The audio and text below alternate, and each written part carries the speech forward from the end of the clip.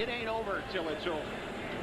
Well, we've been here before. You know, our back's against the wall and need to win one game, and that's how we're looking at it, is to win one game here and then be able to bring it back in Phoenix. So it's going to be tough, but if the team can do it, we can. I think everything is in perspective. We know that we can do it. We know we've done it before. It's not going to be easy, but, I mean, our team didn't get to this level not being confident in our ability, and we think that if we can win one ball game, as I said, and send it back to Phoenix, we're going to feel good about our chances. They're still 3-1.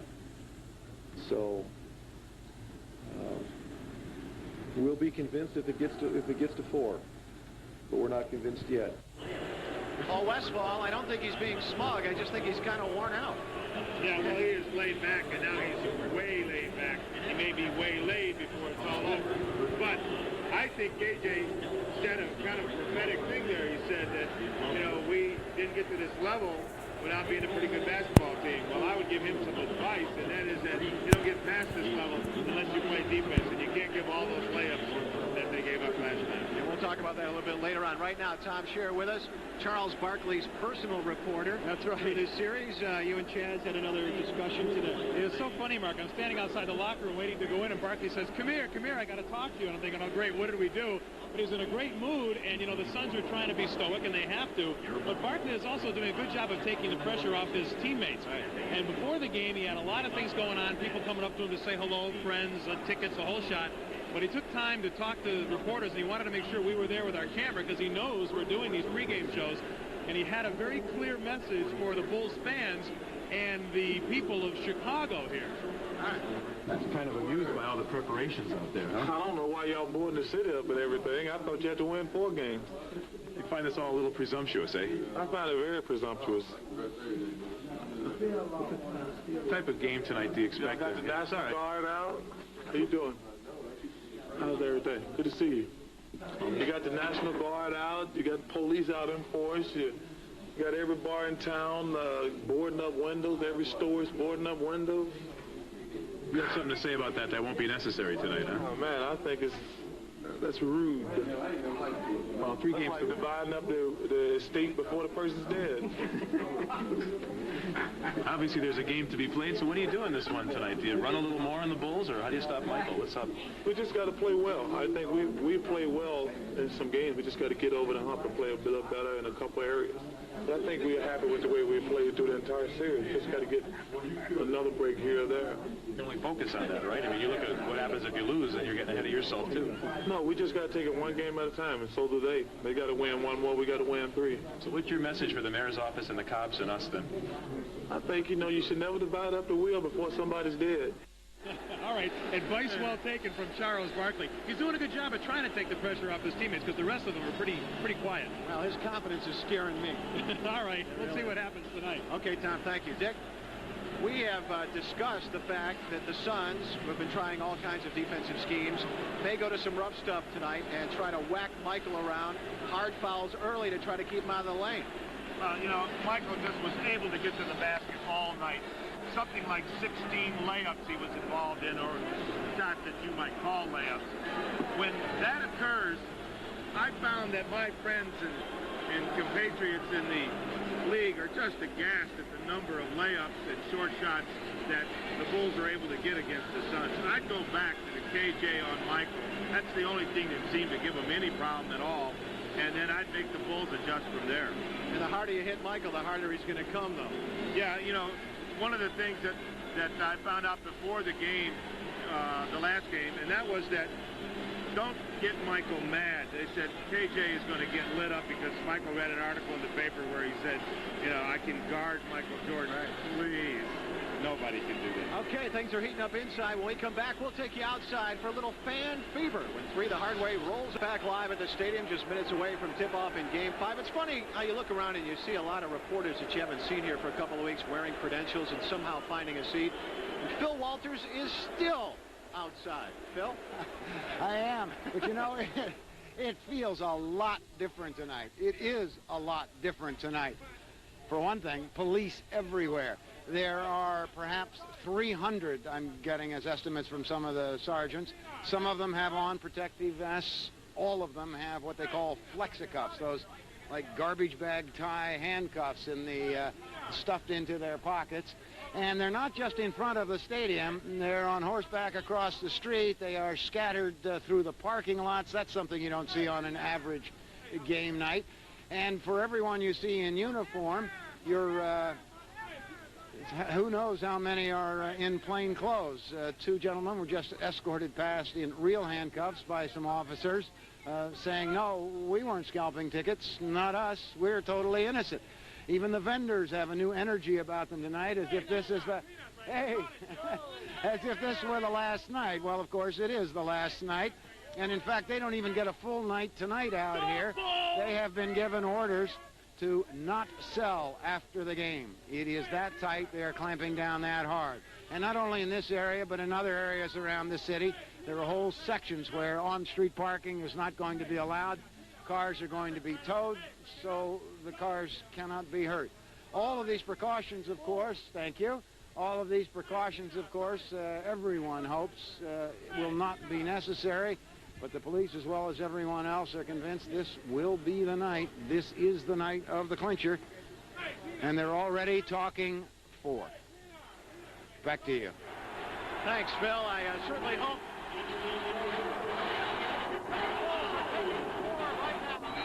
Now, you see the PSA that the Bulls made. You've heard Mayor Daley, the Chicago Police Department, and at every opportunity the players are continuing to plead for a peaceful celebration tonight. I think it's just outrageous for people to do those types of things. I understand having a good time and doing your own thing, but you don't go out there and mess up other people's property. Please be careful, and we don't need that. Hopefully that everybody's safe. We don't get too out of hand. I think last season I pretty much missed it because I stayed here at the stadium most of the night. But hopefully they're not as destructive. And we'll be back in just a moment. We are back. Wayne Messmer's national anthem merely blowing the lid off this place again. And just a few moments ago, we took another peek downstairs to take a look at the Bulls locker room and get it set up for the celebration and the post-game news conference. And yes, there's the bubbly, ready to be popped. It's chilled, and I certainly hope that we didn't jinx everything by showing that. Well, Mark, I was concerned about whether we would be going back to Phoenix or not, and I know all day long you've been very concerned about going back to Phoenix. Mark does not want to go back to Phoenix. I really wasn't convinced that the Bulls would win until I saw that you were wearing your 8th grade tuxedo here. That's right. And a collar here with no button. That's right. You know you're going to be dashed with champagne. I'm not wearing any socks. That's right. I'm set. I'm prepared. But seriously, you gave your scenario quarter by quarter at the top of this broadcast. You really think it's going to come down to a buzzer beater? Well, I really think Phoenix has weapons. I think they're gaining confidence game by game. And if the Chicago Bulls don't come out, split up the scoring a little more than they did the other night, I don't think you can have a scenario tonight where Michael Jordan can carry this team completely on his back. Key player in the game, Scottie Pippen, got to assert himself. Scottie Pippen took a back seat in that last game. That is not something he wants to do. It's not something he can handle. Can we handle a two-time defending championship team being too tight? You think that's possible? Well, I think tightness is always going to be manifested early in the game. It's like any sport. You always get butterflies, the kickoff or the first tip-off or the first few minutes of a game. The more banging there is, the less, butterflies there'll be. And we understand there's going to be plenty of banging tonight. All right, let's run it down for you. Here's the schedule. Tip-off, 8 o'clock, just a couple of minutes away. Then our live post-game celebration report, followed by a rebroadcast of the clincher in Game 5. If they do not win tonight, I don't even want to run it down, but we will have a live post-game show followed by the Tonight Show with Jay Leno, then later with Bob Costas, and then the rebroadcast of the game, but we're not looking for that. So, for Dick Versace, I'm Archie Greco. Thanks for watching. Keep it on 5.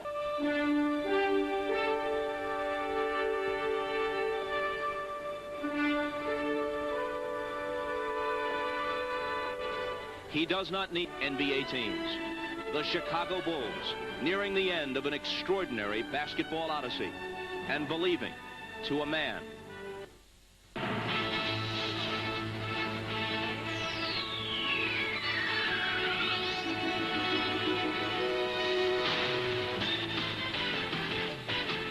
This is the NBA on NBA. D.C. The 1993 NBA Finals. Tonight, Game 5 between the Chicago Bulls and the Phoenix Suns. Chicago Stadium has been sold out for every game this year, of course, but this is the one game it has all been pointing toward. The Bulls' first chance to fulfill their season-long quest, and their only chance to do it in front of their home fans.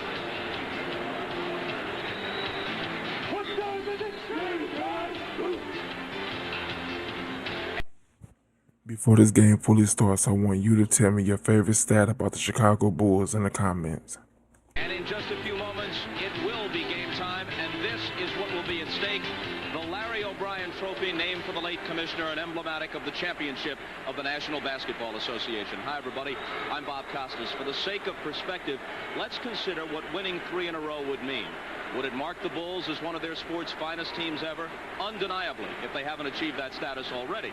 Would it mean they were the NBA's best team since Russell's Celtics, last to win this many or more in succession? Well, hold on there.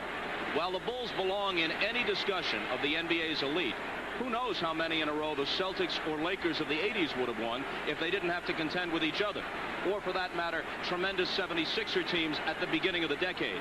And then there are the 72 Lakers of Wilt and West, who won 33 in a row in one stretch.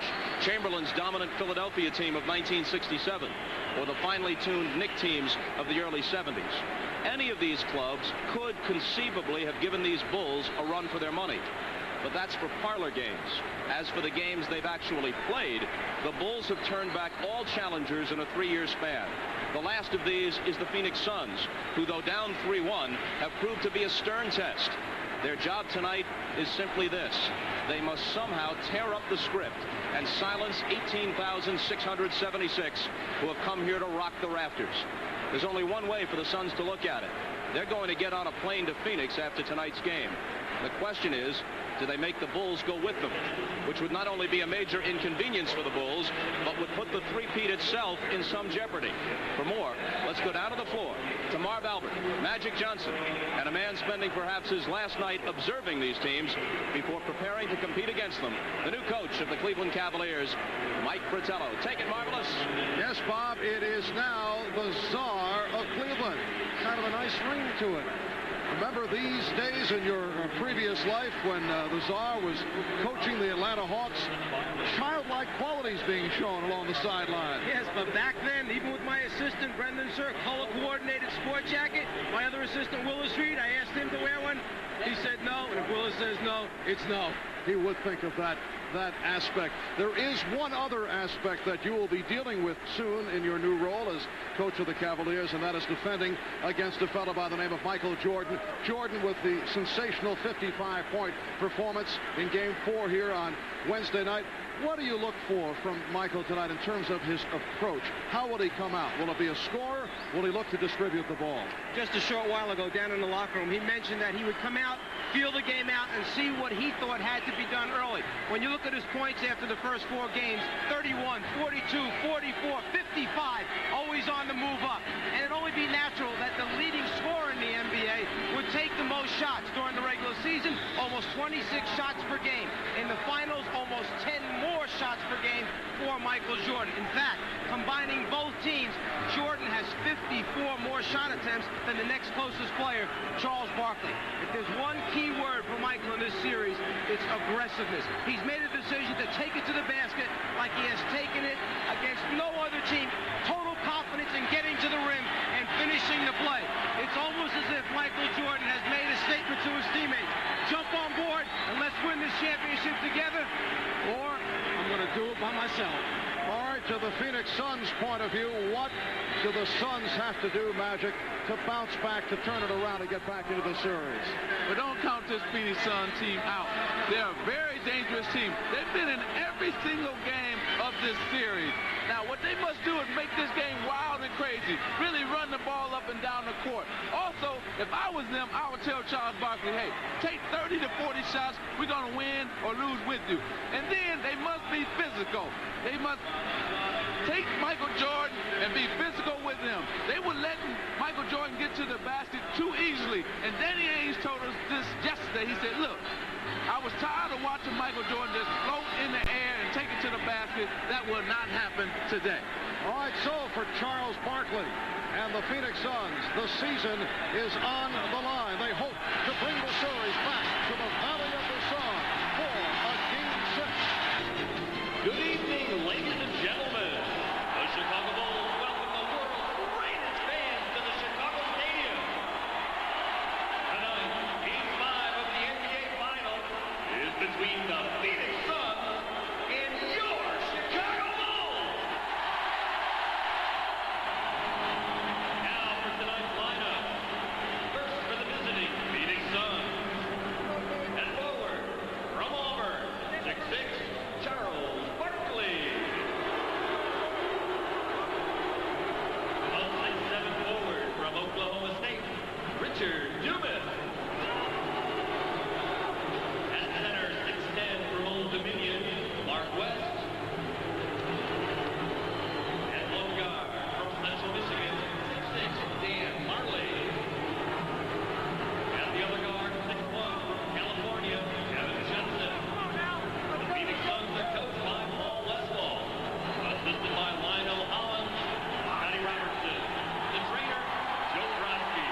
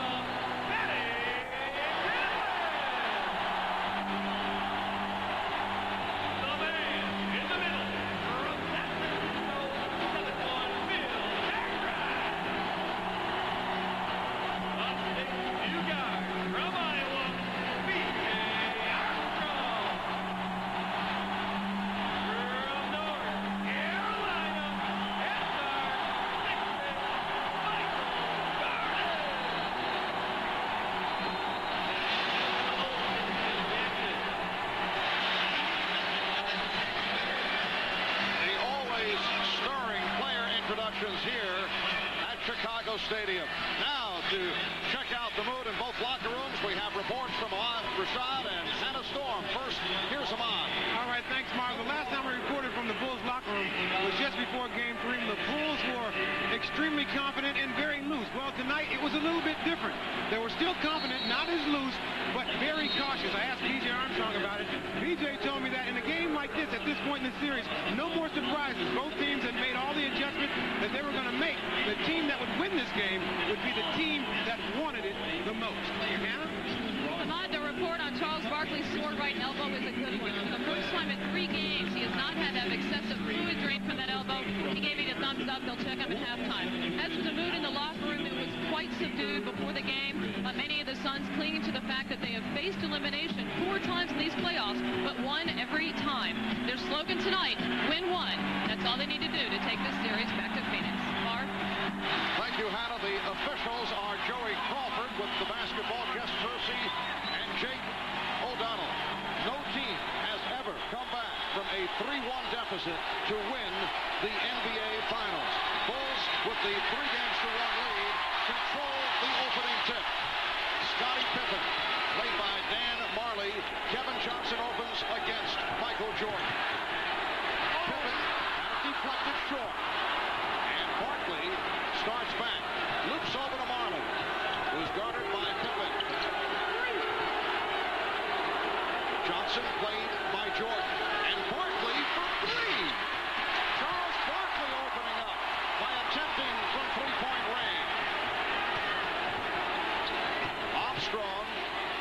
Grant. Cartwright. So everyone touching the ball here on the first 2 possessions.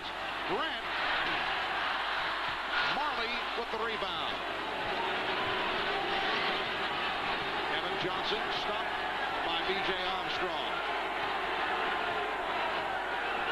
A minute gone by. Richard Dumas. And it's Barkley stepping back, changed his mind. Marley passed on the 3, missed the reverse. Rebound West. Kept alive by Dumas. And Michael Jordan gets to it.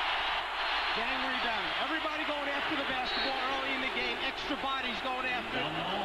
To get and secure a rebound. That was an excellent call by the official just then on the sideline. Oh, the Czar looking for some calls right at the start of his return to coaching. You know he's going to need those calls next season. But I think right here, I think that Phoenix is going to have to really set their offense and go inside to Charles Barkley. Really set the tone that they're going to be powering the ball inside tonight. But Barkley continues to fire from outside, and he's given the Suns a 2-0 lead. Magic, it almost seems like he's trying to do it in reverse. He's trying to get his outside game going, hoping that maybe they'll come up on it, then maybe take it off the dribble. And that's all right, too. And here's Barkley off the steal from Marley. And Barkley trying to go to the left hand. It was broken on. Good play by Grant. Getting back. Charles Barkley was 1 of 10 from outside in game number 4. You can see that Grant doesn't feel early. There's a sense of urgency that he has to be uptight on him until he makes a view, just like Kevin Johnson did from the left corner. Michael Jordan for 3. Yes. Well, Michael wasting little time. His first field goal opportunity, and he converts from 3-point territory. Suns 4, the Bulls 3. Johnson, yes. I'm afraid to see what the number might be tonight with Michael. Each game they've gone up 31 points, 42 points, 44, 55. Scottie Pippen with the backdoor layup. And that was a beautiful pass from Michael Jordan. All the defense was paying attention to him. He just whipped it through. Armstrong fell down and also in the process tripped Johnson, leading to the foul call. After Jordan makes this 3-pointer, he turns and comes back almost with a sense of satisfaction on his face, as if to say, yes, I feel it early, I'm off to a good start. Then, playing the other role, the playmaker, he hits Pippen with the backdoor pass. Now Barkley posts up. Yes. Charles Barkley feeling it here in the early going, and he's given the Suns an 8-5 lead. See, I like this strategy. Like I said earlier, hey, get him 30 to 40 shots. If you're going to lose, you lose with Charles Barkley. Here's Jordan. So Michael has hit his first 2, a 3 and a 2 for 5 points. Suns by 1. And Phoenix has come out again with Kevin Johnson playing Michael Jordan. He hasn't gone inside. He's making it from the outside. Crowd looking for a travel on Mark West. No call, and the Suns lead 10-7. Mark West, the last couple of games, has been effective, even though he has been in foul trouble. Barkley called for the reach-in. Tried to knock it away from Cartwright. Jordan's first field goal attempt was a 3-pointer. This one, in a little bit closer, shooting and playing with an extreme of early in the game. Jordan guarded by Marley. They like to get Cartwright involved. And they do. Suns by 1. I think they should continue to go to that matchup. Bill Cartwright with Charles Barkley guarding him. Suns have hit their last 5 shots. They missed their first 4. Barkley off a double team, yes, and it counts. Barkley will go to the line. Well, Paul Westball must have heard me because they're going into him every single time. You always, when a crucial game, you put the weight on your superstar's shoulder, and that's what the Phoenix Suns are doing right now. Foul was committed by Scottie Pippen, and Charles Barkley, who has had a sore mention prior to the game, still bothered by the sore right elbow, but it did not get worse, and he has come out looking very sharp. He's hit 3 out of 4. Selling for a 7-point. Suns 13, and the Bulls 9. Phoenix hoping to bring it back home for a Sunday night game 6.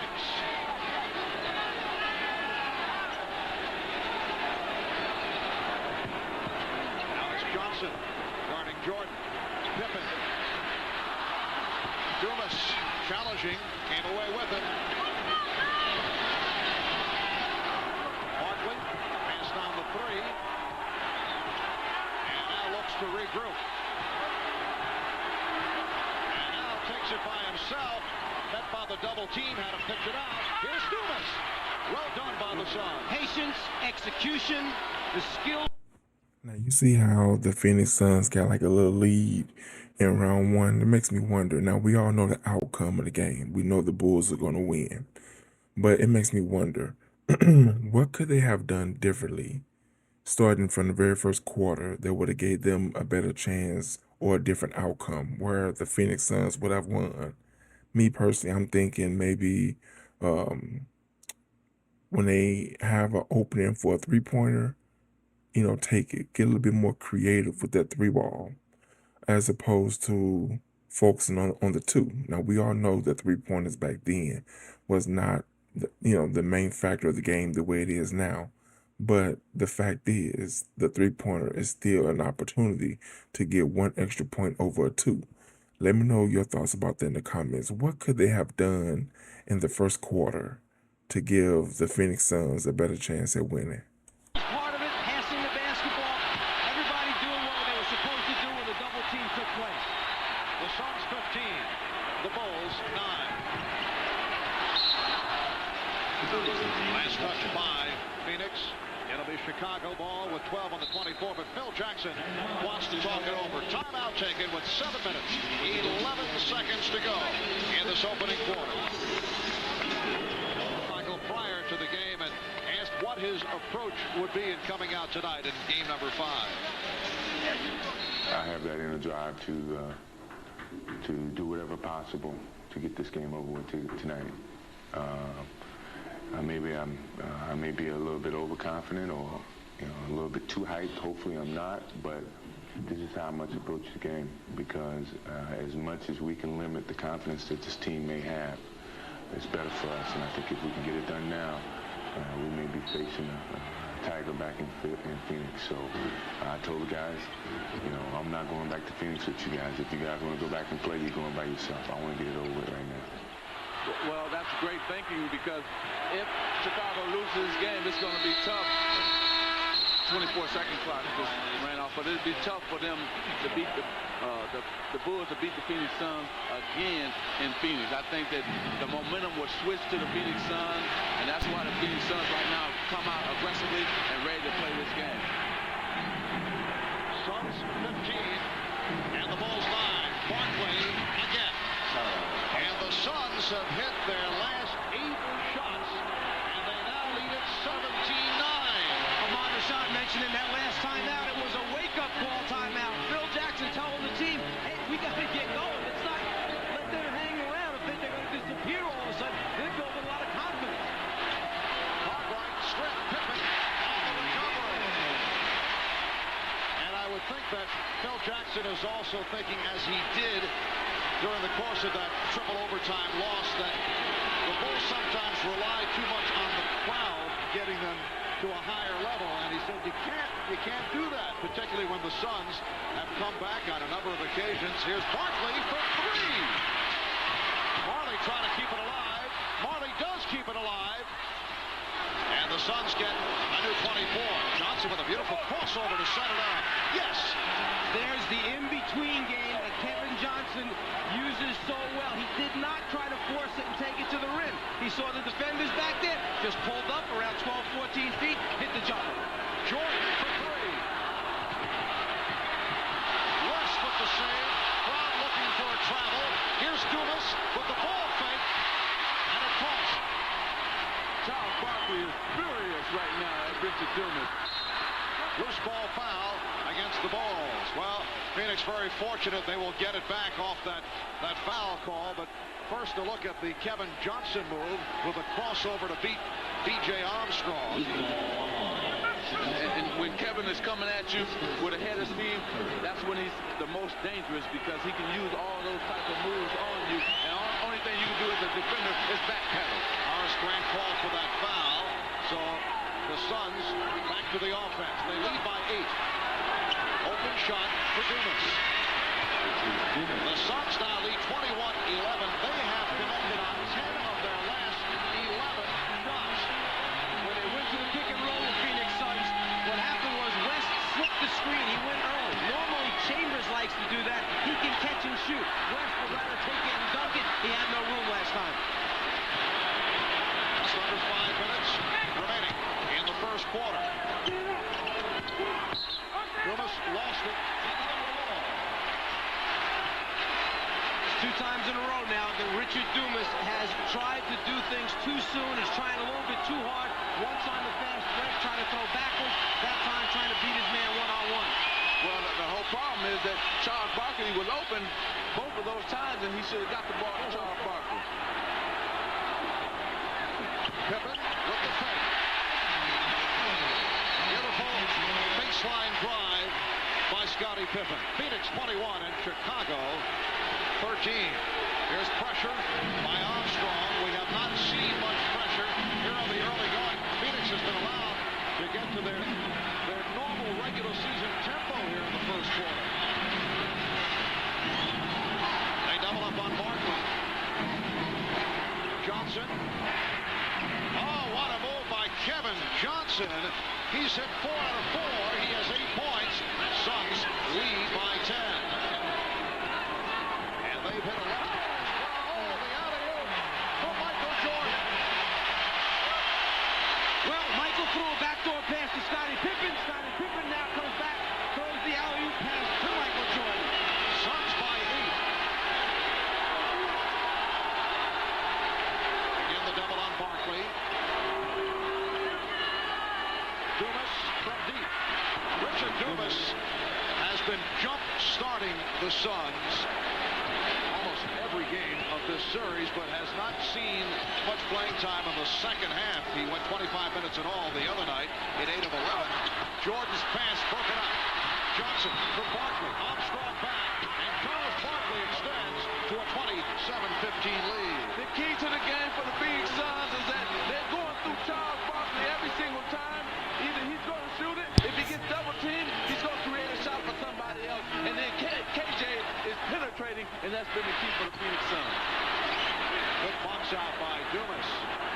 Suns have hit 13 of their last 14. Barkley saw the opening and then decided to get it back. Barkley for 3. Comes back to Barkley. Well, the Suns getting some good hops here in the first quarter with 2.5 remaining. West setting the pick. Here's Johnson. Air ball. Knocked out of bounds. Jake O'Donnell checking with Jess Kersey. He says last touch by the Bulls. And a timeout is taken. 10 on the shot clock. When we come back, it will be Phoenix. Now you see that score? That's exactly what I'm talking about. 27-15. Phoenix is ahead. This is the time I would have been taking a little bit more of chance of hitting those 3-pointers. You know, still play good physical defense. Tell me your thoughts about my playing in the comments. Next ball, they lead by 12. Michael Jordan up here with his left hand on Kevin Johnson as he pulls him in a different direction than he really wants to go. Left hand pulls, Jordan changes direction. The lob pass by Scottie Pippen. Jordan converts. Take him one way, pull him with that left hand if you can get away with it, and then all you have to do is be able to jump 3 feet above the rim and convert it. You know, I still like what Phoenix is doing right here.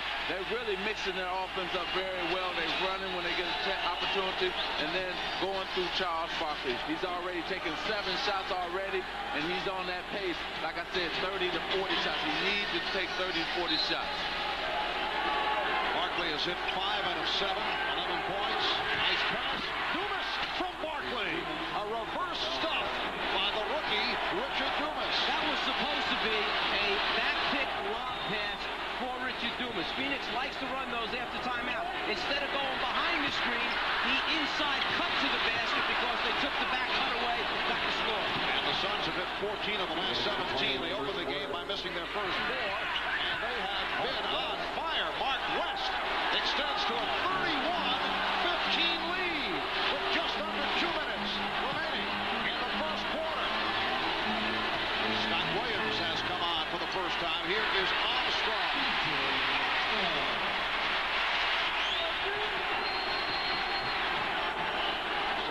also controlled the boards. They have out-rebounded the Bulls 10-2. Dumas, yes, Richard Dumas has come out shooting. 5 for 5. He has 10 points. The Suns lead 33-17, and the Suns have taken this crowd right out of it here at the Star. See, they have nothing to lose. They're playing with confidence. They say, hey, we know we've been in every single game, and all we have to do is play a little bit better. And that's what they're doing right here. They're playing a little bit better. Shot clock is down to 4. Scottie Pippen with his 4th bucket. He has 8. Suns lead 33-19. Now they trap. First time we've seen it.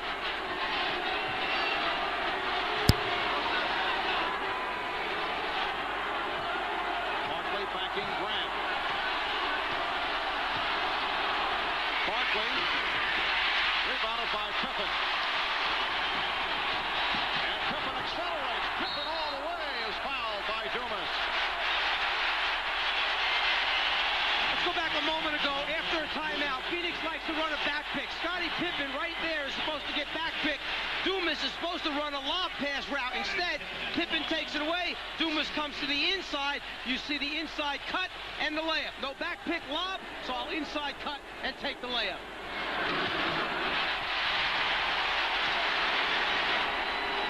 After the play, the bench can't believe it. We actually ran another option off it, and it worked. Hey, these plays work once in a while. Well, the players are saying, wow. Telling Chicago, I know they can't believe it, the team. And it's going good right now for Phoenix Suns. Mark West will get a rest. Frank Johnson checking in. And this, first time we've seen it in this series with a combination of Frank Johnson and Kevin Johnson on the floor at the same time. I like it because now they can't just pressure Kevin Johnson. Now they have another ball handler guard. See, they're beating the press right now. Pippen trying to draw the foul, no call. Knocked out of bounds. Last touch by the Bulls. And you saw the attack mentality, just like Magic said. They've got more than one key ball handler. They have a lot of confidence now that once they beat the initial double team, then they have numbers. This is half acting, half little contact that time. Good no call. Harley for 3. Rebounded by Dumas.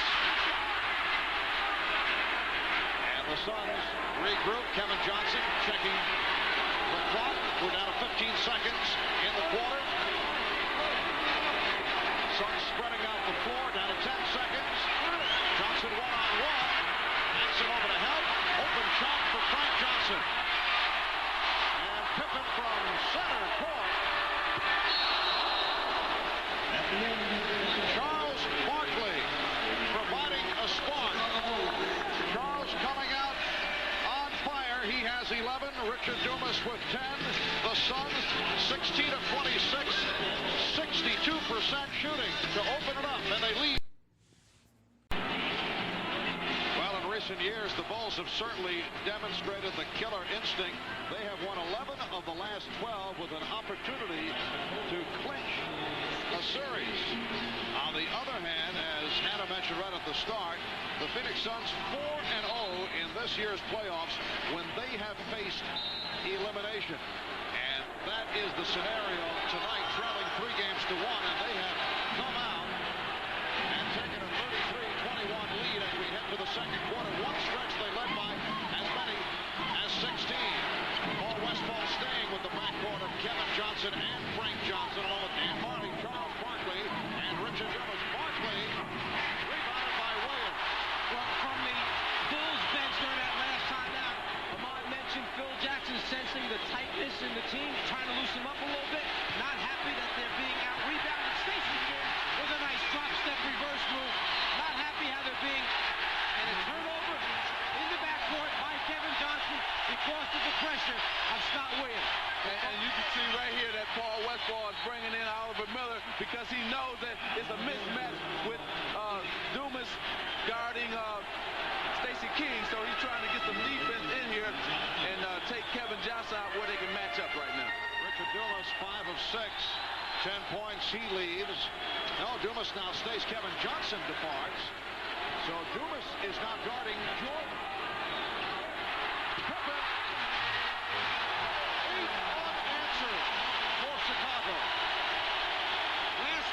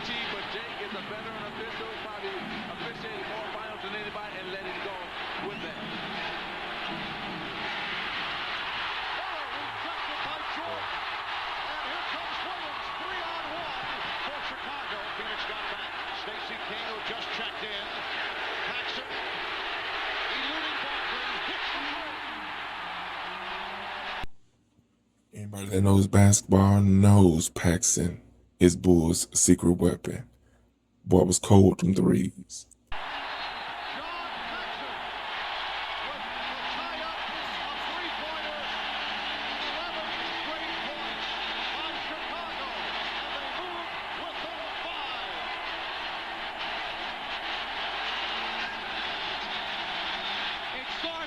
Defense for the Chicago Bulls. You may talk about Michael's scoring, but his ability to defend sometimes goes unnoticed. They brought this guy off the bench to get the crowd involved, and he does it his way with the jumper. Let's go back a few moments ago when Charles Barkley went to make his move. A jump ball was called by Jake O'Donnell. Charles Barkley reacted, took the ball, walked away, then throws it up against the scorer's table. Jake O'Donnell could have called a technical foul. We just found out instead of delayed game was called at that time. It shows you why Jake is considered to be the best, because veteran officials using good judgment, understanding the emotion and circumstances involved, think about it, then take the lesser of the two, put a delayed game on the team, don't put a technical foul up there. 11 straight points by the Bulls over the last 3 minutes. Danny Ainge has come on for the first time. The Suns by 5. Here's King. And Marley able to race it down.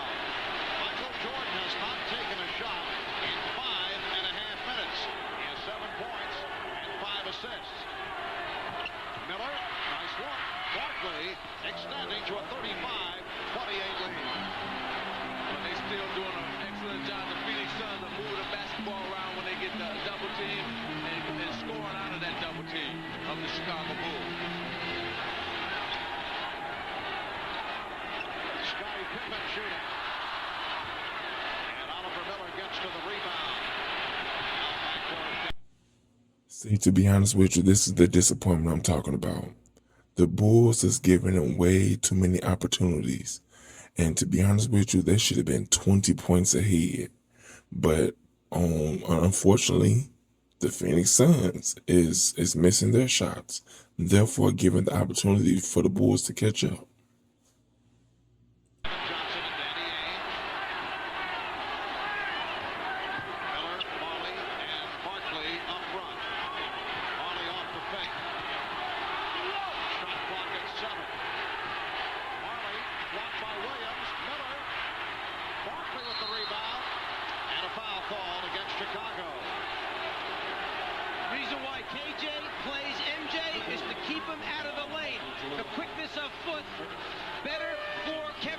Than either Ainge or Marley on Michael Jordan. Michael forced to kick it back out that time. Couldn't find his way down the lane. Jordan was called for that foul. Stacey King now sits down. Horace Grant is back. Grant up front with Williams and Pippen.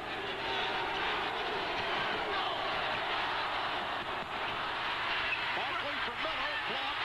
Miller again. Miller with the tip. Oliver Miller hanging in. Extends to a 37. 28. Phoenix advantage. Pippen with the spin, and he was met by Miller. Foul called. For Miller, his first. The second and third effort is here tonight for the Phoenix Suns. Miller keeping it alive on the glass after he misses the first shot attempt. And then the cry in the locker room for Phoenix before the game was, let's defend somebody. You see people trying to help each other out. Even though Miller fouled, Barkley turned around, patted him on the back because he knew his teammate was there for him. And Chambers are just checked in, trying to get down court. Paxson cut him off. Jordan for 3. Michael had not taken a shot in 7.5 minutes.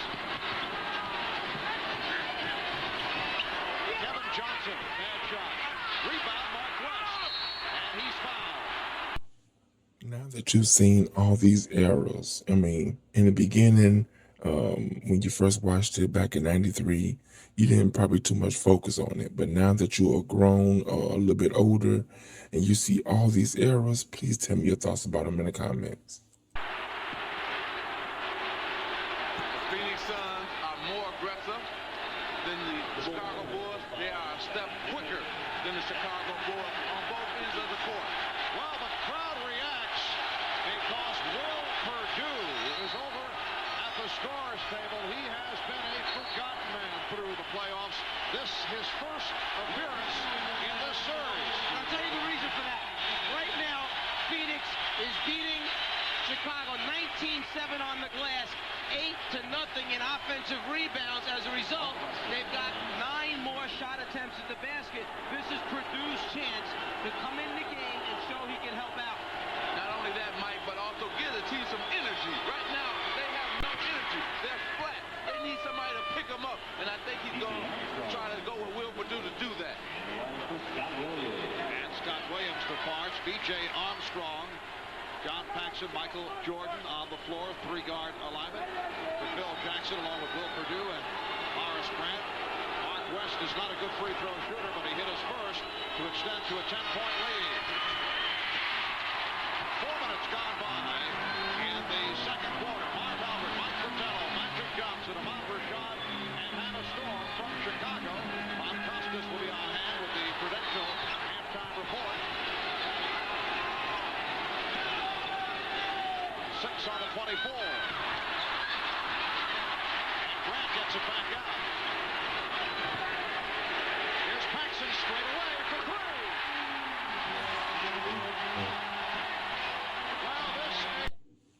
It's always a mistake leaving that dude wide open.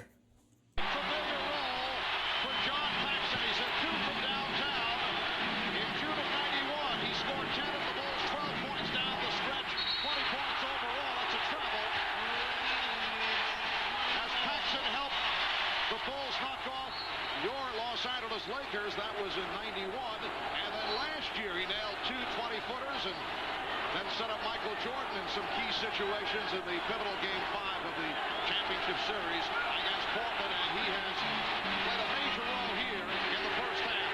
Paxson again.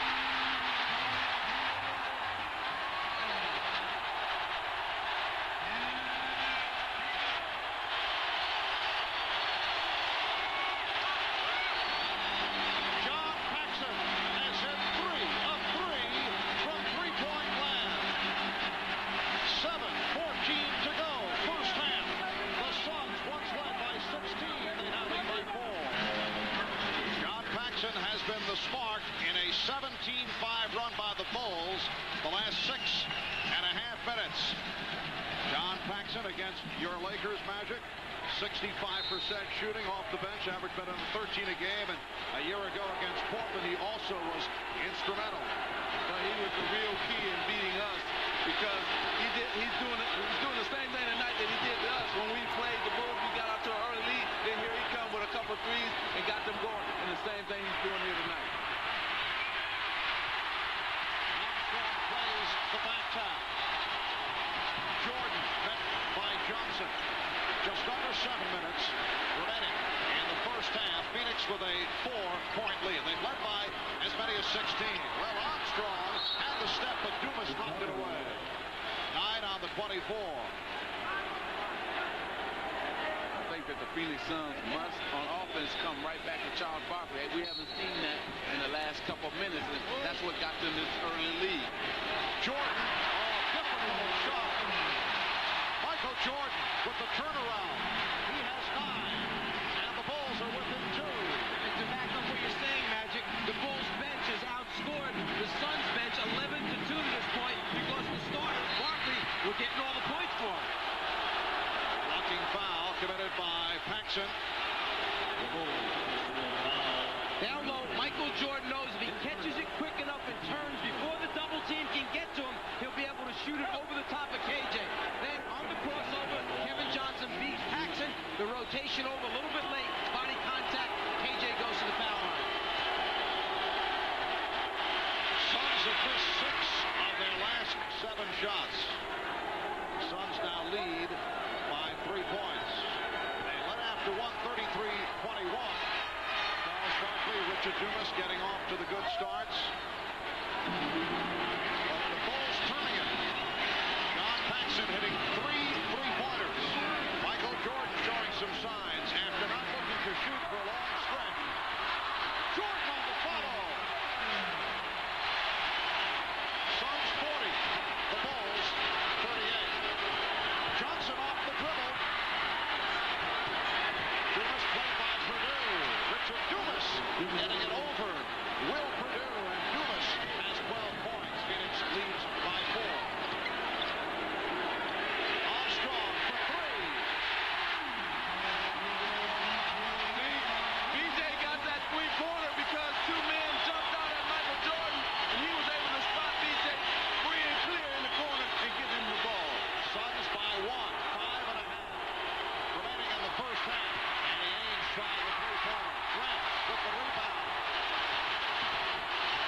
So the Bulls have settled down after the shaky start, trailing by as many as 16. Paxson, and a fight by Johnson.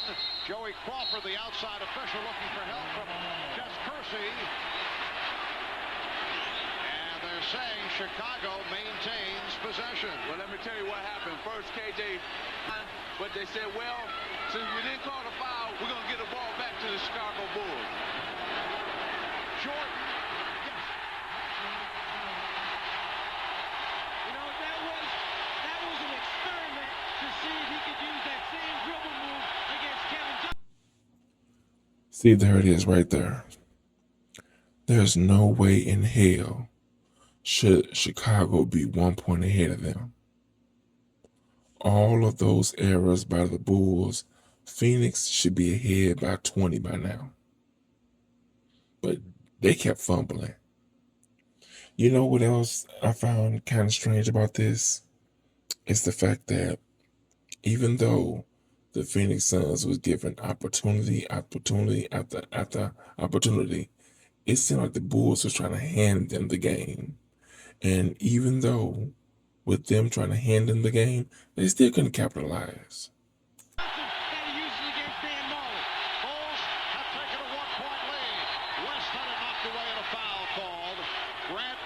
Looking for the steal. The right to left crossover move by Jordan is the one that he likes. Here, he becomes an offensive rebounder to help that way. Here, he tries right to left. I use that against Marley, it works. I use it against KJ, it works. A little bit of experimentation early in the game for Michael. Grant Purdue converging on that steal attempt. Purdue was called for the foul. Johnson. Grant rebounds. Bulls with the lead for the first time tonight. Armstrong passed on the three. Hits the two. Chicago, 45. Phoenix, 42. 4:20 left. First half. When do you establish an inside game? Get some free throws. Break this run. Barkley will go to the foul line. He was tripped up. Foul committed by Armstrong. Well, what happens here is he's going to pump fake Richard Dumas, who he caught running at him, and then just go on and knock it down as he got away from Richard Dumas. And the bench reaction, yeah, we love it. There's Williams trying to get the crowd to stand up and cheer and holler.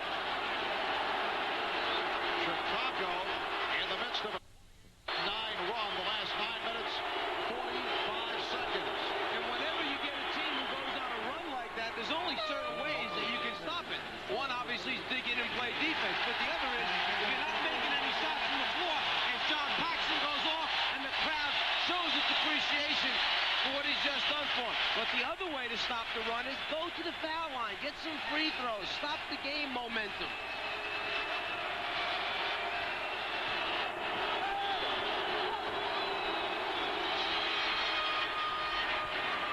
Bulls by 1. Charles Barkley trying to spark his ball club up. We're down to 4 minutes to go in this first half. Armstrong. Barkley with the rebound. Barkley nearly had it picked off on that dribble. Charles calling for the ball, telling Kevin dribble right back here and give it to me again in the same spot as last time. Johnson penetrates. Kevin Johnson saw the opening, took advantage.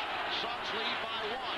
Now the last 2 possessions, they ran the ball through Charles Barkley. They get 4 points. That's what I'm saying. Keep doing that. If you're a Phoenix Suns, you got to love it, especially Paul Westphal. Armstrong trying the 3, and Barkley rips it down. Marley. Good luck from Barkley. Spotting Marley, who was able to sneak down.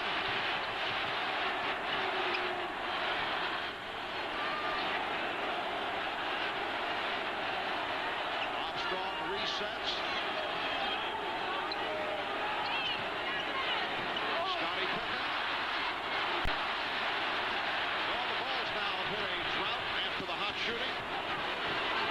Marley for 3. Oh, he was surprised that he had that kind of room.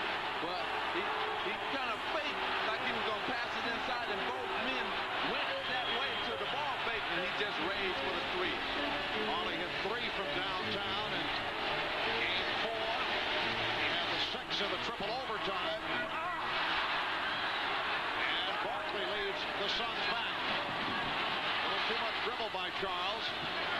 Dumas. Yes. Suns 51 and the Bulls 45. See, when he's got his feet set, that being Richard Dumas, he can hit those shots. He has trouble when he has to move left to right to get his shot off, but when he's at a standstill, he can knock it down. 22nd timeout taken by Chicago. Kevin Johnson sees the opening down the lane. Can't believe it's going to be that easy getting to the front of the rim. And then, as Magic said, when you back off this guy, you're asking for a headache. A three for Dan Marley. 2:08 remaining in this first half.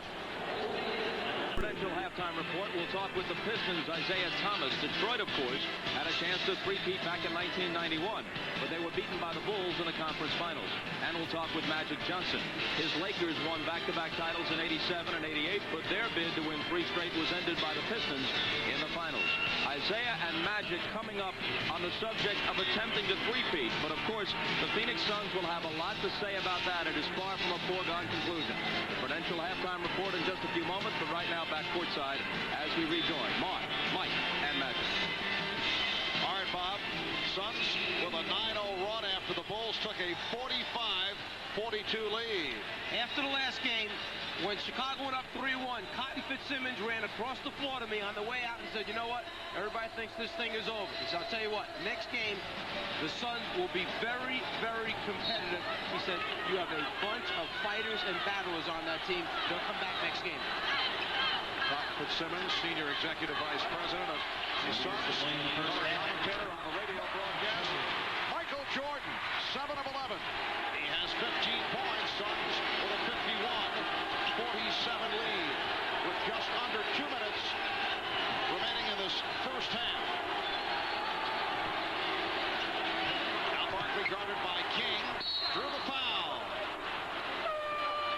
So Charles will go to the line. Well, Michael Jordan, he said, well, if I can't get to the basket tonight, I'll just pull up and take my jump shot. You see that he had his head down, that froze Dan Marley, and he just jumped right up for his jump shot once he saw Dan Marley backing up. Foul committed by Scott Williams. Suns 6 of 7 from the line. The Bulls 2 of 2. Free throw shooting, killing Chicago. In game number 4, when they were able to win it. Oh, Charles. Charles being a little tough on himself. Yeah, Charles is Charles, but you know he's playing a great game. I think he's been an emotional leader as well as a leader on the court. He's making the plays. He wants the ball, and he's leading his team right now. He's the reason why they're leading this basketball game right now. And the Suns have a 5-point lead. Minute 35 remaining first half. Chicago has done the job off the bench. Phil Jackson not pleased with the starters. Jordan had the shot deflected from behind. Oliver Miller came right from behind him as he turned and beat KJ for the jump shot. Oliver Miller blocked it from the blind side. Jordan. And it's knocked away by Hayes. You mentioned that Phil Jackson not happy with his starters. In fact, in the last timeout, that was the message, that the starting unit is out of sync. You've got to get back into running the stuff. Patience, execution, the 2 key words. He does have Stacey King and Scott Williams joining Jordan, Pippen, and Armstrong. Michael Jordan has 17. Suns 52. The Bulls 49 as we come up on 1 minute left in the first half.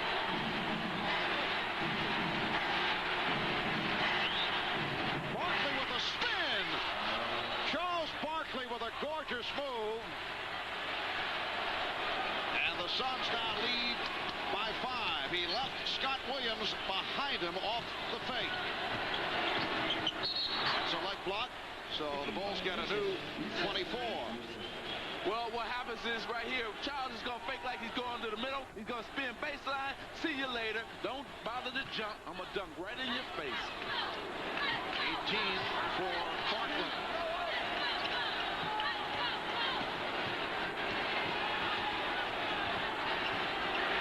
Armstrong trying to give it back. Deflected out by the Suns. 2 things I see in this game that is different from maybe before is that the Phoenix Suns are more aggressive on their defensive end. They're not letting Chicago get to the basket. Then on Chicago's defensive end, they're so they're not pressuring anybody like they had been in the first 4 games. We mentioned back in the open, 36 shots per game for Michael Jordan, his average after the first 4 games. To this point, he has 14 in this game. That's 14 shots, not points. Yes, 8 for 14 from the field. You saw John Paxson check. Again, he's had the hot hand. 22nd timeout has been called. This is Game 5 of the best of 7 NBA Final Series. Bulls up 3 games to 1. Recapping Game 1 in Phoenix. Michael Jordan with 31. The Bulls won it 100-92. Jordan with 42 points in Game 2. And Chicago made a 2 out of 2 in Phoenix. The scene shifts to Chicago Stadium in Game 3 in triple overtime as Dan Marley was able to convert on a NBA Finals record-tying 6 3-pointers. The Suns won it 129-121. Game 4 on Wednesday. Jordan with the 55 points and the Bulls with the 111-105 victory. Michael Jordan, the 5th player in NBA history to score 50 or more in an NBA Finals game. And he did it for the most part off the drive. He has varied it here this evening. Probably give it to Charles middle of the floor, similar to what they did at the end of the game against San Antonio. He would like to get a running start and face up if he could with about 8 on the shot clock. Then get going at around 6. You see him talking to Scottie Pippen as he's dribbling. Time running out of the hand. Now to 1. Barkley. Well, they used the clock effectively, but could not convert. The Suns led by as many as 16 in the first quarter. Chicago able to turn it around, and at the half, it's Phoenix 54 and Chicago 49. Well, here he is. He's going to be talking to Scottie Pippen, telling him, you can't guard me. You know what I'm going to do? I'm just going to take you to the basket. But he didn't score the basket. Get the idea, Charles, a little too tense for these games. Takes it too seriously. Well, right now, only thing he can do is be comfortable, because they're in trouble. And that's the way he is able to psych himself. Barkley with 18, Jordan with 17 at the half. Welcome back to Chicago. Just moments ago, Ahmad talked with Bulls coach Phil Jackson.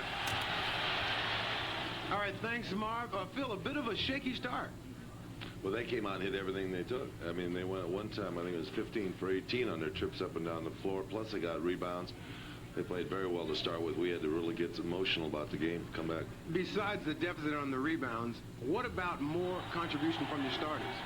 Well, that'll help. You know, Morris hasn't got into the ball game yet. Bill hasn't got himself really going either, so we'd like to get them going this start of this third quarter. But, you know, we need boards, and we thrive off defense. All right, good luck to you in the second half, Coach.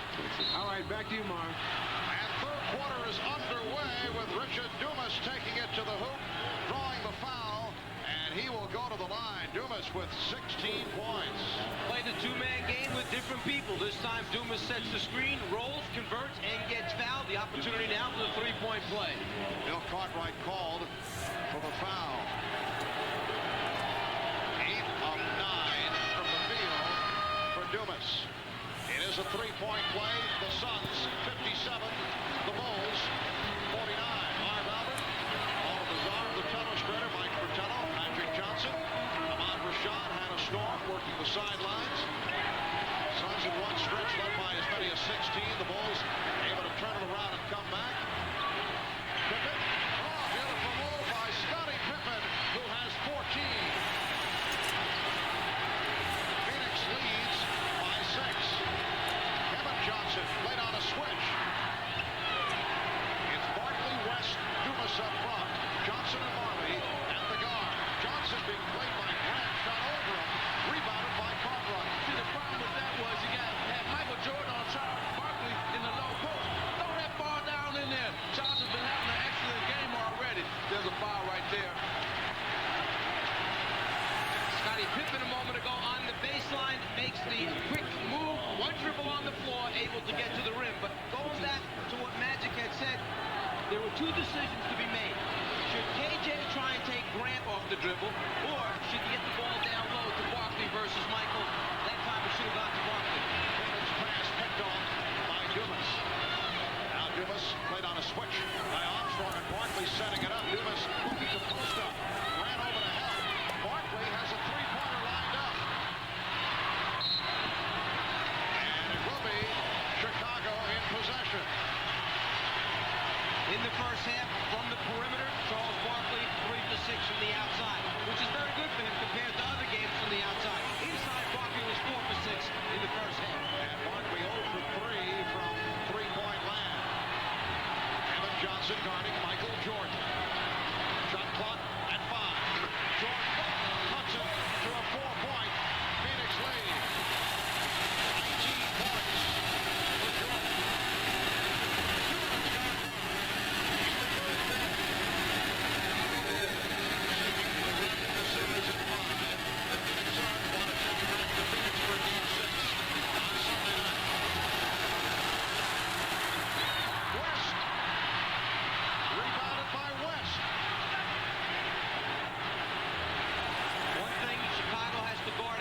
Is thinking in their minds that, you know what, we can just hang around close enough, and then we'll put on a surge down the stretch. You have to watch out with the way Phoenix can score points. If they get hot in the last couple of minutes, you may not be able to catch them. Oh, Dumas able to hit on the scoop, and he drew the foul.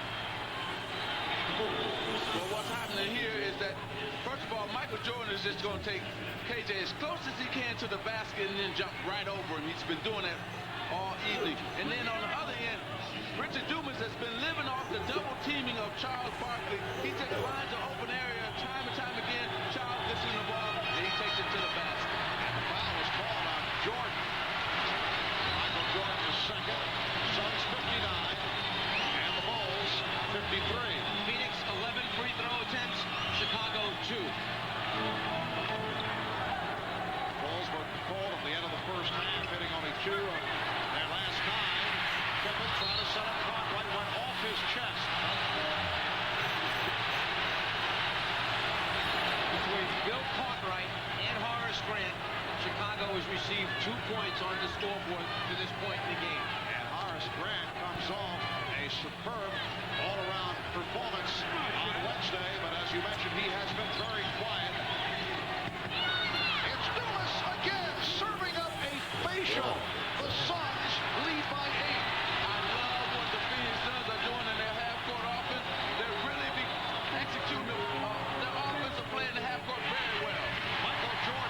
Drives it home. Phoenix 61 and Chicago 55. West setting the pick. And Harley has been very quiet. Richard Dumas with all 7 Phoenix points this third quarter. Barkley, yes. Charles Barkley has 20. The Suns 63. The Bulls 55. Set the screen. Now Cartwright with the open shot.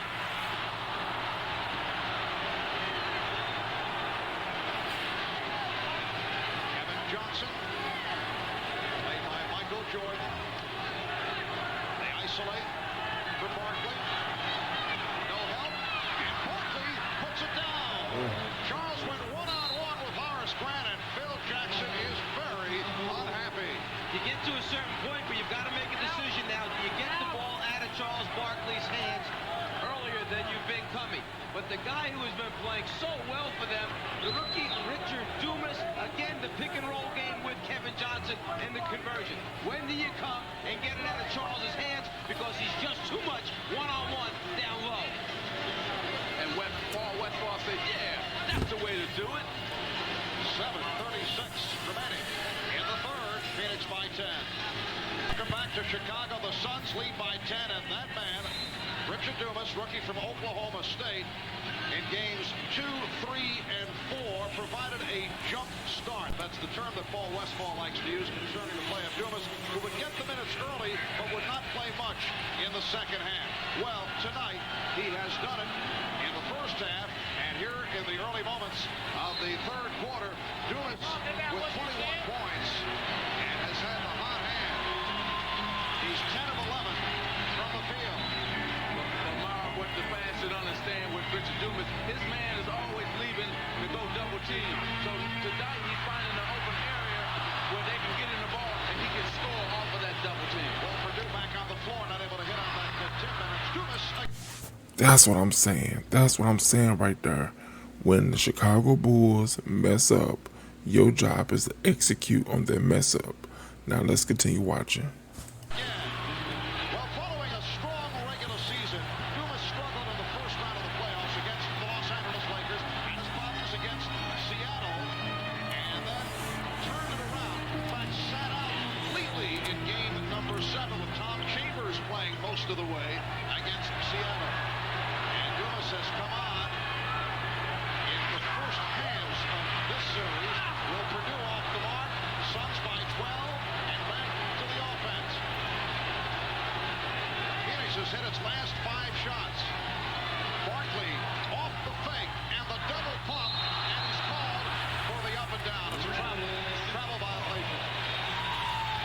Richard Dumas in transition is picked up by Michael Jordan.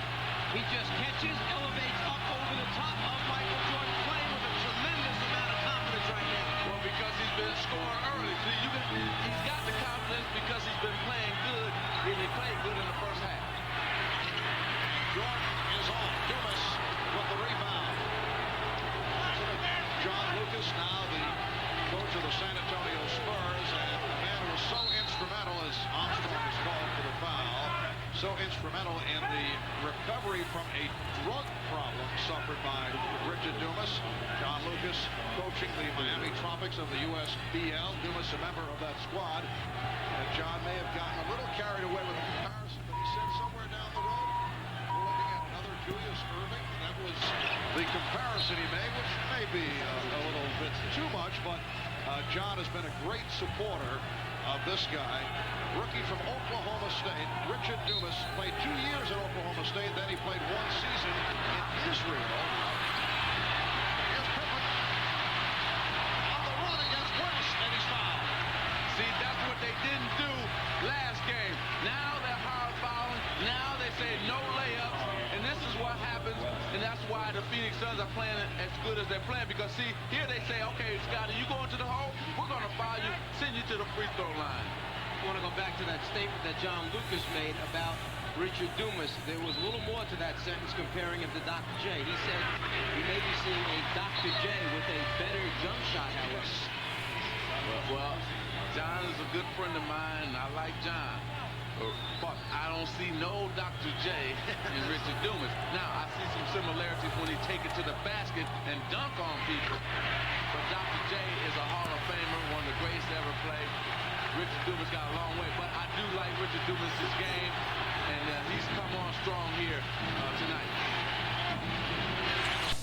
Tell me your thoughts about Richard Dumas' career. Suns able to elude the trap. Barkley for 3, yes! And Barkley hitting his second from downtown, and the Suns open up a 13-point lead. They're playing loose. You can see it. They come down, pitch ahead, stop behind the three-point line, let it go, and that's the weapon they've used all year to win. Pippen is fouled, sandwiched between Marley and Miller. See, what Pippen is doing is what I feel like Phoenix Suns should have been doing. They should have been getting them hard fouls, maybe getting Pippen out of the game, you know, getting B.J. Armstrong out of the game, even getting Jordan out of the game. Pitch ahead, stop behind the three-point line, and get it up there before Chicago can rotate back out. Dan Marley extends the defense, puts tremendous pressure on you, and once again, this cross-matching defensively. What I mean is the unusual matchup that Phoenix is playing. KJ on MJ, Charles guarding Cartwright, Dumas playing BJ. It's hurting Chicago just as it did in Game 3. Last time out, Ahmad overheard the staff talking about it to the players. It's got to cover for each other when they're cross-matching you. It's been a problem in runouts. Ahmad overheard the staff sneaking his way in. Scoop Rashad. 12-point Phoenix Suns lead, and a foul called down low. It's a hold on Grant. That is his second. Well, here it is right here. It's inside Charles. What happened, Forrest grabbed his arm, and then Charles couldn't get free. Dumas from Miller did not have the shot. Works it back out. Pippen with the steal. 3-on-2. Suns able to recover. Jordan. Stopped from behind. Dumas got a piece of it. And Dumas will finish it off. Michael Jordan upset. He felt he was fouled. Phil Jackson calls for time. You think back to the last game, remember Michael Jordan getting to the front of the rim for the dunks? This time when he starts down the lane, look for Oliver Miller to step up, make himself big. It stops Michael Jordan before he can get there. Do I have it? No. Here's the big man, Miller. Body contact, the turnover. Again, the defense. 3 people surrounding the basketball. In the Phoenix locker room just before the game, the one thing they talked about was, let's guard people out there tonight. An 18-9 run by the Suns, and they lead by 14. Well, Charles Barkley says following that feisty game 4 that things are now different in terms of physical play, in particular against Michael Jordan driving the lane, and that is a subject that we discussed with Charles. They think they're playing against the old Phoenix Suns who let people bully them around and intimidate them. We're not like that anymore. And if anybody says anything to my teammates, they're going to have to go through me. Is it tough getting riled up at Michael? Not at all. Not if he's trying to intimidate. Michael's a master at intimidation verbally. And he probably can intimidate some people. He can't intimidate Danny Ainge. And hopefully, if he go after Danny, he'll have to go after him. As Danny Ainge and Michael Jordan got into it in game number 4, Jordan just drilled that corner jump, so the Suns now lead 72-60 with 4:20 remaining in the third quarter. Jordan has 23 points. Now Scott Williams guarding Charles Barkley. Charles continues to struggle from the outside. What happened the first 3 games, Chicago was doing all the hitting. Now in these last 2 games, especially tonight, Phoenix is doing a lot of the hitting. 3-pointer. Excellent. Hits the 3. He is 4 for 4 from downtown. Suns lead 72-63.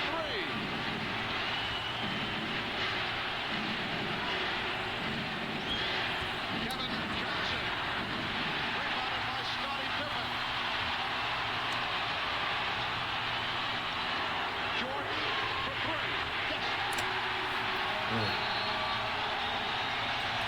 See, this is what I love so much about this era of basketball. They're playing both sides of the ball. This generation of basketball now is only offense. It's like they have no idea what defense is.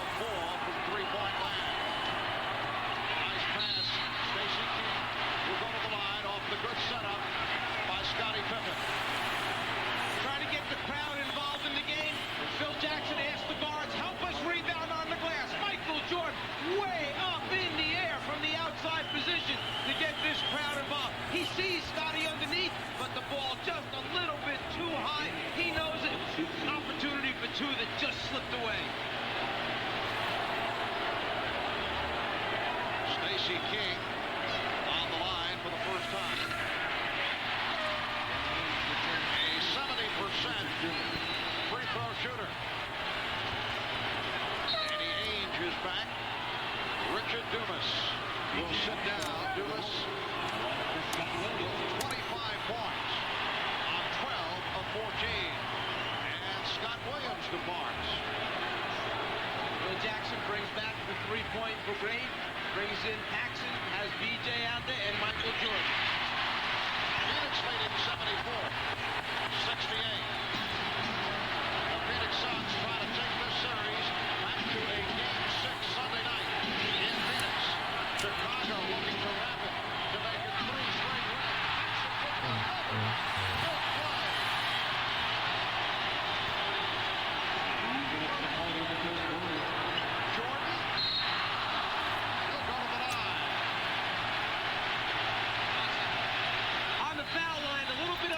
Type of box out. Barkley knows MJ's quicker. He might try to fake him out. So he face guards him on the block out so that Michael can't get to the rim in case of a miss. And this is the first time that Michael has gone to the basket and got fouled. And this will be his first free throw attempt. Out of another call for that foul, his third. Suns over the limit.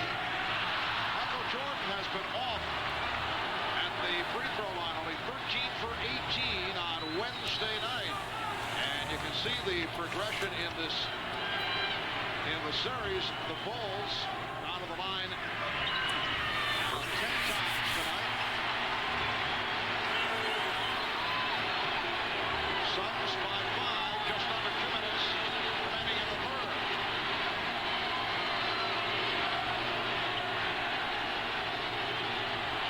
Barkley played by Pippen. Barkley dumped it off. Nice play. Oliver Miller completing it. Every time that the Chicago Bulls come back to make a run, then the Phoenix Suns come right back with a run of their own. Suns have a 7-point lead.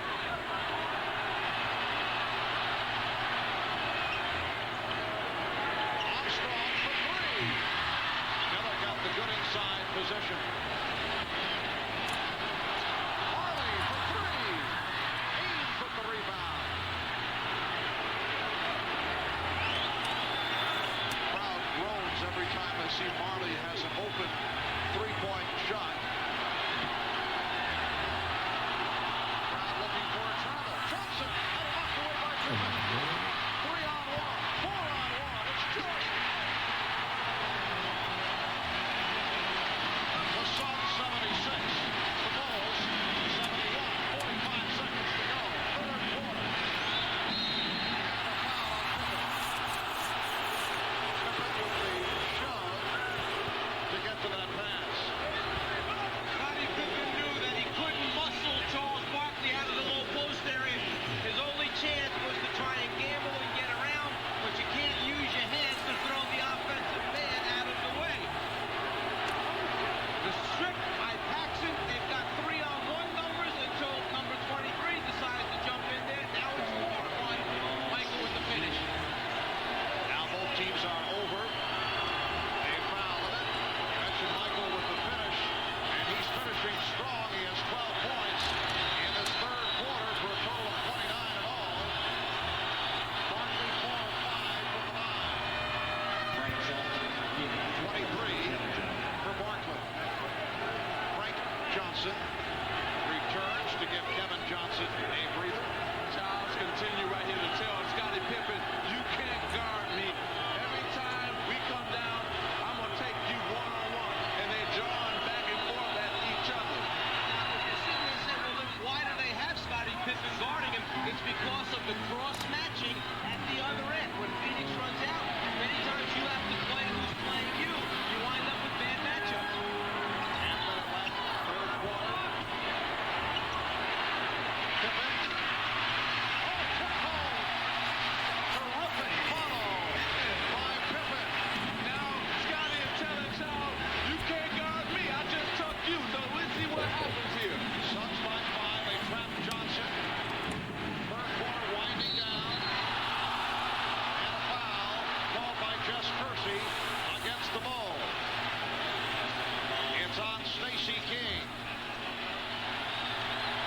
conversation taking place inside.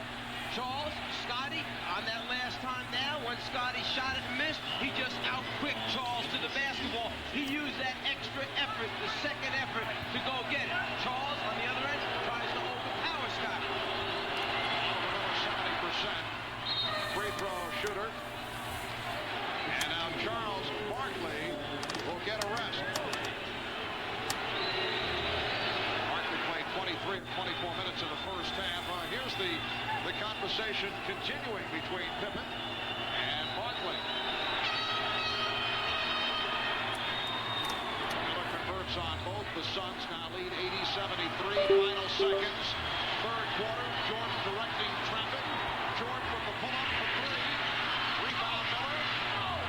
And time runs out.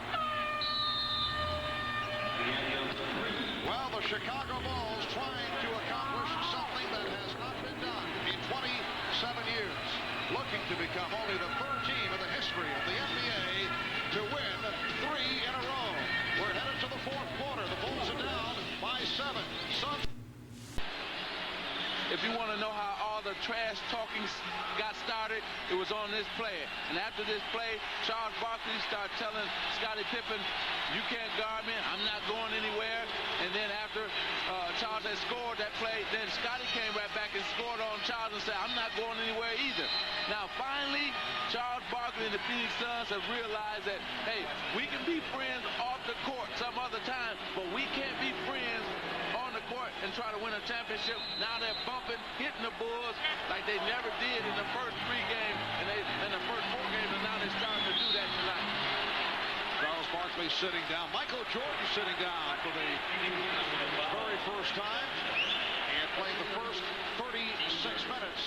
Trent Tucker has checked in. Barkley 9 of 16, 24 points. Scottie Pippen 7 of 16 for 19 points. So with Michael finally sitting down, Phil Jackson has asked Scottie Pippen and B.J. Armstrong to take over and running and directing his team. Foul call. Miller came from behind Grant. Horace Grant is 0 for 4 from the field. He was a huge factor in game number 4. Horace Grant with 16 points, or the 17 points, 16 rebounds, plus 3 blocked shots. But a different story thus far tonight. A reason for that, Marv, he's got to be tired physically. Guarding Charles Barkley, as many nights as he's been playing him, Charles Barkley puts his body on you consistently. He just bangs you around, and it's got to take its toll. One day in between rest of games is taking its toll on Horace Grant. Grant sent to the line off a foul called on West. For West gets 3, and Horace misses on both. But the Bulls maintain possession on that back tap. Now Miller guarding Pippen. And Pippen decides to move it back out. Rather than go solo, trying to get him back into running something. The Suns 80, the Bulls 73 as this fourth quarter gets underway. Frank Johnson now operating at point guard. I wonder if Phoenix will continue to freewheel and play the way they've been playing, or if they're going to start to tighten up a little bit down the stretch here. Johnson for Miller. Miller on the tip. Nice recovery by the rookie from Arkansas. Has played well. He has 8 points. The Suns 82. And the Bulls 73. A minute gone by in the fourth. Grant guarded by West. Shot clock at 7. Tucker. Trent Tucker really effective off the dribble in a clutch shot with the shot clock down to 4. A guy who's been getting in early rotation in previous games. Tucker did not play in the first half. Suns lead by 7. Marley was pushed.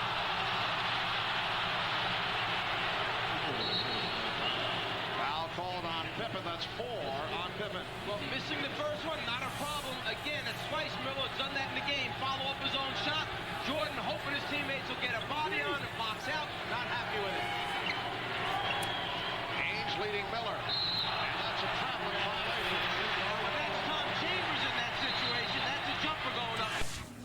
Let me know in the comments, what do you think the mindset of the Chicago Bulls was going through their mind at this time? You know what? If I'm Paul Westphal, I powerful team in the pick and roll, and I don't think Oliver Miller or Mark West can score from it. Chambers has played only 1 minute. He was 1 for 9 on Wednesday night in Game 4, and has seen only 1 minute of action here tonight. There's another side to that, though, Mark. The other side of it is not to take anything away from Chambers and the steal by Phoenix. Marley out in front. But with Miller and West, the entire game, all we've been saying is how good their inside defense is. You need those guys on. When Chambers is on the floor, they don't respect any shot blocking ability or wide bodies out there. You sound like a coach. I sound like a player. Marley, nice move. I thought this was an important time of the game because both benches are in. Whoever takes advantage of the both superstars being out might have a better chance to win this game, especially down the stretch. Both coaches now thinking about the decision. When do you bring back Barkley and Jordan? Scott Williams with his first field goal. The Suns 84 and the Bulls 77.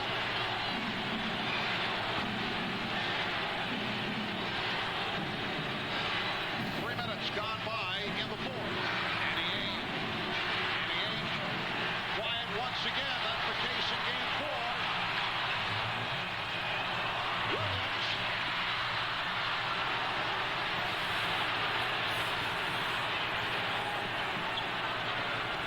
Frank Johnson spotting the shot.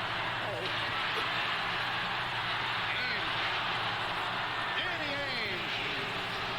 Oliver Miller did the job keeping it alive and guiding it to Ainge. Suns 86 and the Bulls 77. You know, Danny Ainge was 10 for 18 in the first 2 games, but since that time, he's only 3 for 12 until, actually 3 for 13 until he hit that last jumper. Miller called for the foul, his fourth. Timeout has been called. Charles Barkley enjoying what he is seeing. His club up by 9. The crowd attempting to urge the Bulls on. They're trailing the Suns 86-77. Remember, last year, Game 6 here in Chicago. At one point, the Bulls were down by 15 early fourth quarter, but sparked by the play of Michael Jordan and John Paxson and tenacious defense. There's Scottie Pippen on the drive. The Bulls able to come from behind and beat Portland 97-93, outscoring the Blazers 33-14 in the fourth quarter. The steal by Jordan stripping Buck Williams, and he puts it down.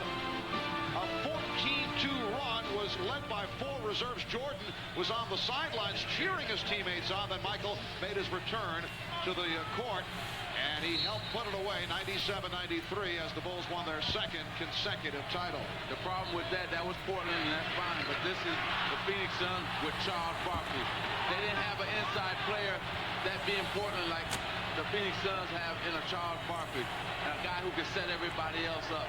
So that's the difference. I don't know if the Bulls can come back if Phoenix, well, I know they won't, not tonight, if Phoenix get up by 15 points. This team is playing too well right now. And Michael Jordan is back, as is Charles Barkley. Suns 86, Bulls 78. 8:15 remaining in the fourth quarter. Marley for 3. Rebounded by West. As Michael Jordan guards KJ, they're trying to keep him on the sideline, no middle. So as a result, Phoenix uses the screen to get KJ back to the middle. Alan Johnson dishing it off for Charles Barkley, but once again he's not able to hit the outside shot. Well, for Phoenix side, see, I like Charles inside. He can get the shot off, score himself, or set his teammates up for a wide open shot. When he's outside, they're going to give him the outside jumper. They want him to take that shot. Grant is fouled. The shot clock had run down to 4. Horace Grant upset with himself as he heads to the line. Marley called for his first. Horace 0 for 2 from the line. 0 for... Oh, you could see the anger in his face. Matter of fact, I bet if you check with any Bulls team in the fourth quarter, you would see anger in their face. Maybe a little bit of stress.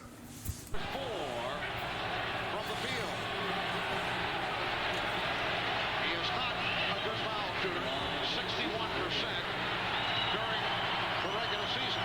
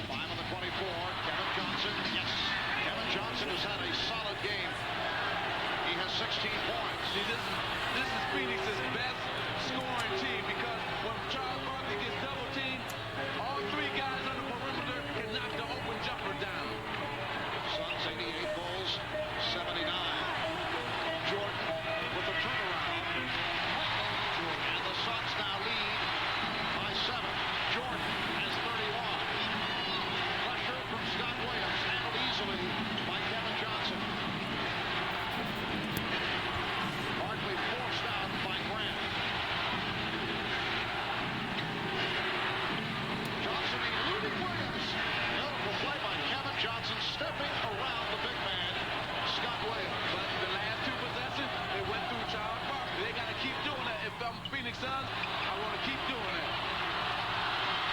Block shot by Mark West that time. And here's Barkley with Paxson falling down, and Barkley was fouled by Jordan.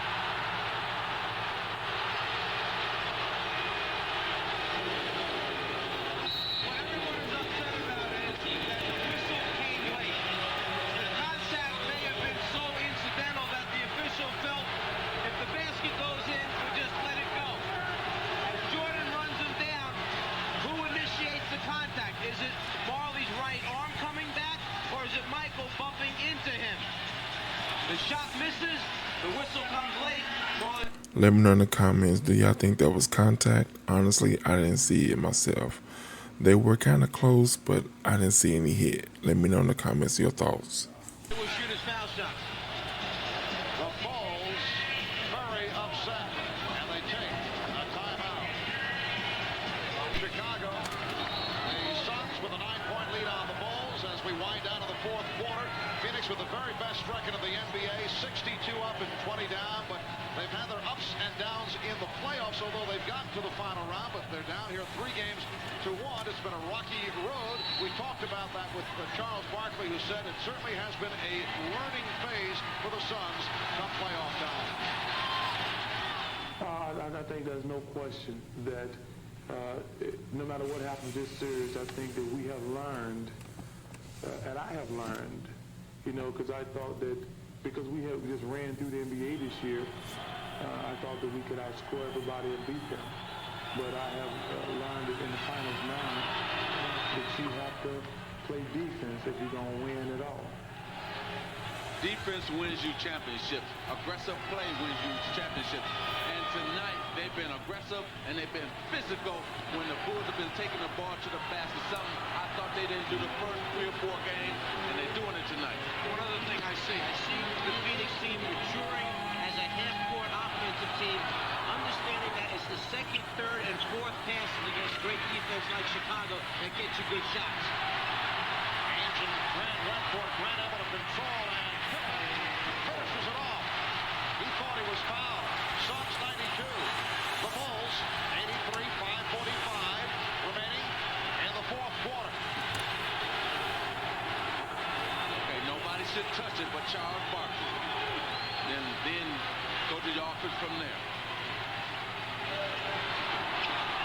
Johnson trying to get it to West. Jordan with the rebound.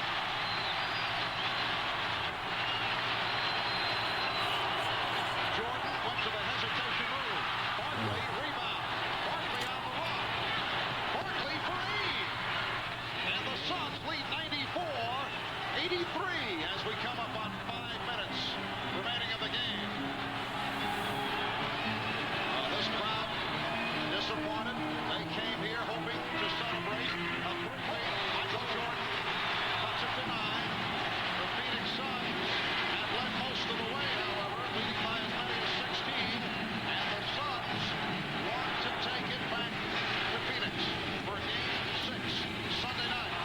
Johnson with the same, intercepted by Grant. 3-on-1. Pippen all the way. Pippen unable to hit off that twisting shot. And here's Barkley. Oh, what a major mistake. I'm sorry. What a major mistake, Marv. He should have passed it to Charles for the dunk shot. Wild end-to-end play. Paxson. And Williams able to put it home. Paxson claiming he was fouled. The Suns 94. The Bulls 87 as we come up on 4 minutes remaining in the game. A big basket by Scott Williams. I haven't seen the energy from Scott Williams that we've seen him supply in past playoff games. Kevin Johnson is fouled.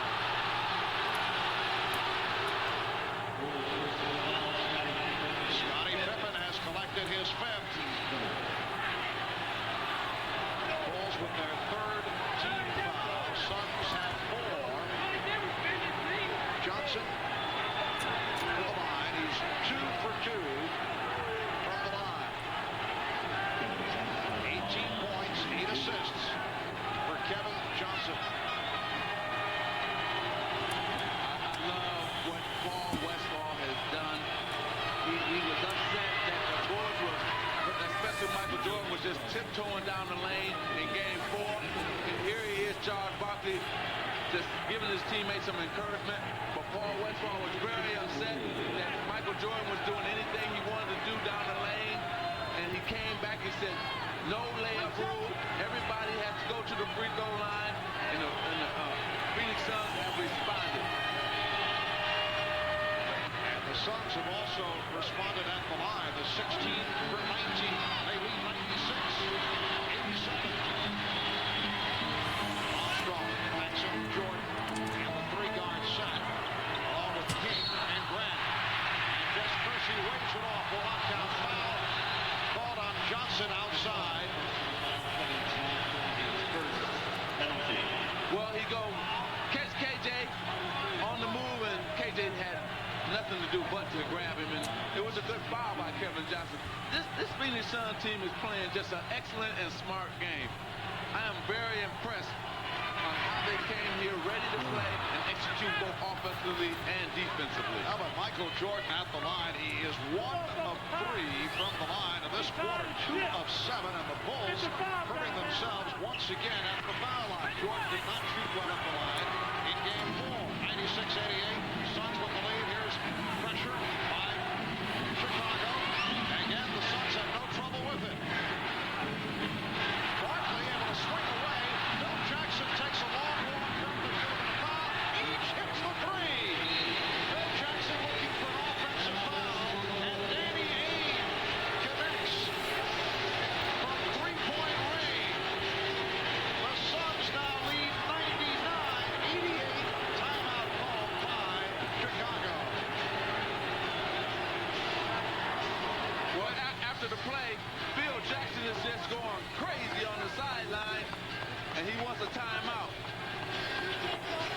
The guy that Phil Jackson fears the most on this team down the stretch is Danny Ainge because of his courage, willingness to take a big shot in tough situations.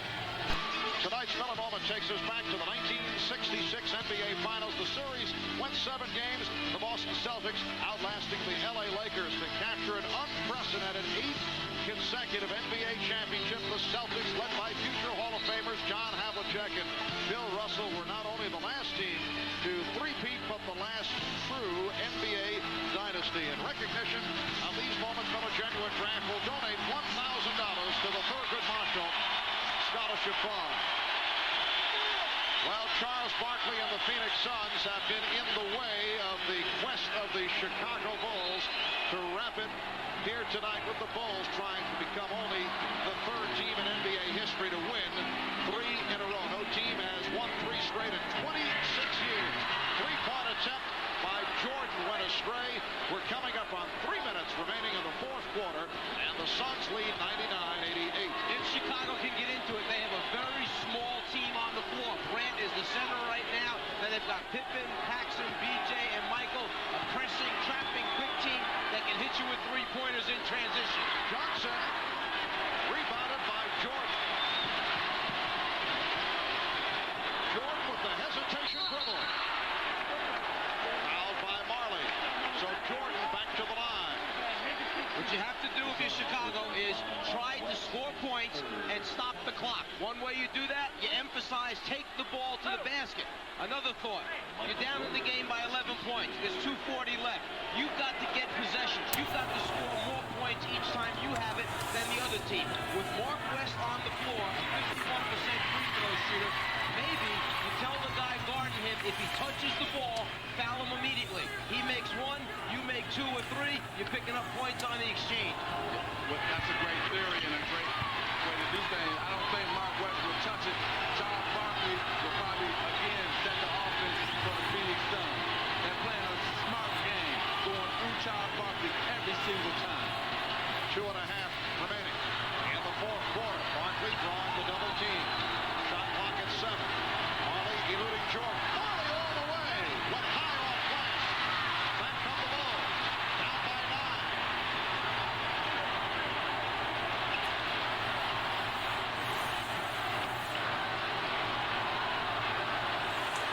Small move by Ainge. Michael Jordan hit the little turnaround, but what he really was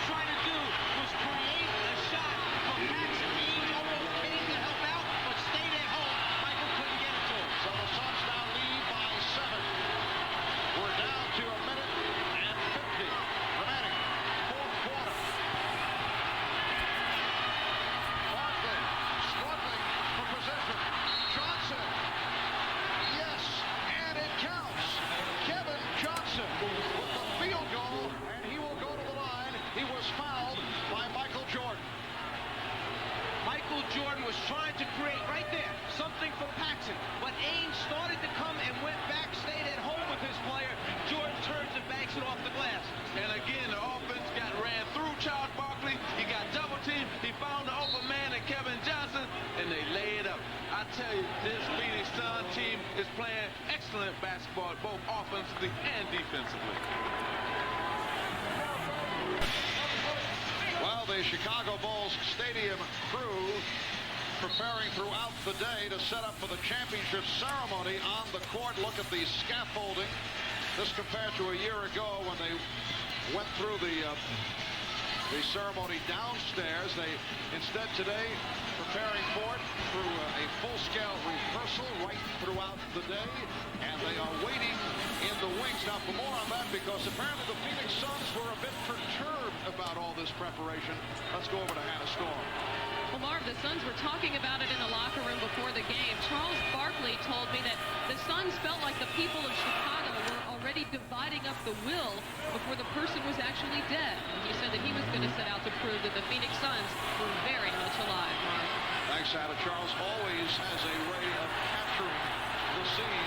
The Suns lead by 10 minutes and a half remaining. Jordan will go back to the foul line, hit by Kevin Johnson. After that timeout, Ahmad just came back with us with this information that Chicago wants to go to their no-huddle, hurry-up offense. Not quite sure he's in the right sport right now. You know, the former football player, you know, this. But what he meant by that was Chicago wants to get it down quickly, get shots up quickly, not necessarily long shots, but don't use up too much time on the clock. And remember what you was talking about, Mark West. Paul Westphal said, yeah, I know that Mark West can't shoot free throws too. Now I'm going to put in Frank Johnson. So good move by Paul Westphal. 40 points for Michael Jordan, along with 7 rebounds, 7 assists. Suns lead 102-94. Pressure by Jordan against Frank Johnson. So Frank Johnson and Kevin Johnson on the floor at the same time. High speed, but Barkley is rejected. And at 10 remaining, fourth quarter. Here's Pippen, strip. Frank Johnson got a piece of it. Use the clock right here. If you're Phoenix Suns, let it wind down. Take this shot in the last second or two. Well, Kevin Johnson saw the opportunity, and with the burst to the basket, able to extend to a 10-point lead. Charles Barkley told us on the off day, we have not been able to stop them on the critical plays when we've had to. That last strip, last time down, was the critical play. 45 seconds remaining, fourth quarter. And how about this Phoenix Suns ball club? They lose the first 2 at home. Jordan called for that foul. That is his 5th, and they come to Chicago. You have to admit that this has been a good physical game. Tell me your thoughts about it so far in the comments. And they will beat the Bulls 2 out of 3 here in Chicago. You know what, Marv? The Chicago Bulls are in trouble. They're in trouble. This thing is going to go 7. The last 2 games, even with Michael scoring 55 points, I thought the Phoenix Suns team still outplayed them. They had the chance to tie that game. Kevin Johnson misses that ball. I mean, he turned the ball over. Now they come back, turn it around again in this game.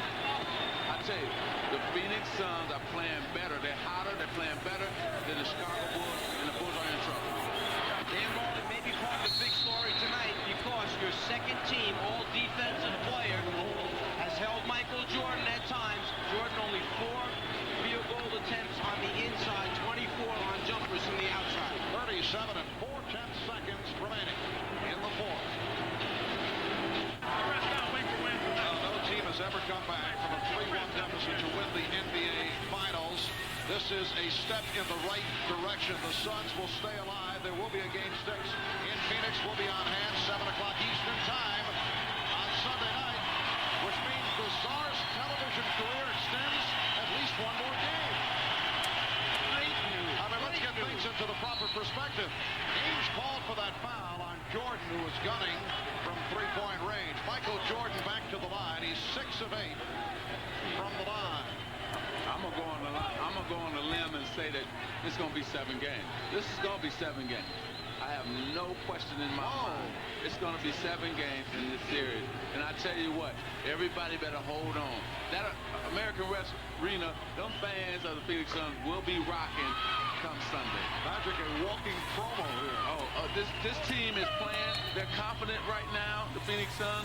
Paul Westphal has made all the correct moves in terms of getting his team to say no layup rule, play aggressive, play hard. We don't want Michael down in the lane tonight, and that has happened for them. Jordan missed that free throw on purpose. 105-95, Suns by 10. It will be Chicago ball, 31 seconds remaining. The Chicago shuffle continues. John Paxson back for Trent Tucker. Kevin Johnson with an outstanding game. 25 points, 8 assists, 11 of his 25 in the fourth. Charles Barkley, despite that sore elbow, comes up big. 24 points, 6 assists for Barkley. Here's Pippen for 3. Armstrong keeps it alive. And Frank Johnson gets to it. 20 seconds remaining. How about Richard Dumas? 25 points for Dumas. Michael Jordan with 40.